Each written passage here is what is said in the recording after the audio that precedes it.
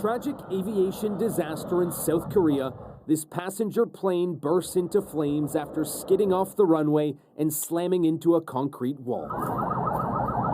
The Boeing 737's landing gear failed to deploy as it belly landed at Muon International Airport outside Gwangju Sunday. All but 2 of the 181 people on board the plane were killed. Both survivors were crew members.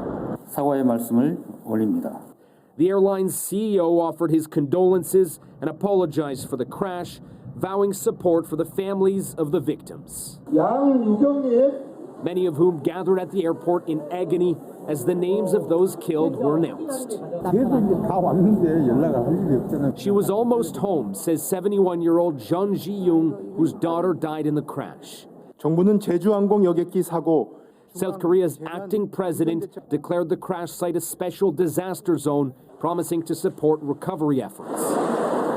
Emergency crews combed the scene today. Investigators say the plane's black boxes have been recovered. So we'll be able to hear everything that took place in the cockpit conversation-wise between the pilots and the flight attendants, and the pilots on the radio. We'll also have the positions of all the controls. Transport officials say the plane was attempting to land when air traffic control gave a bird strike warning, forcing the plane to hold off. The pilot is said to have called Mayday just minutes later and tried to land the plane. I think this investigation's got a long way to go till we get all the facts resolved. South Korea is set to lead an investigation into the crash, and the U.S. National Transportation Safety Board says it's sending a team in to help. A week-long mourning period was declared for what is being called the country's deadliest air accident.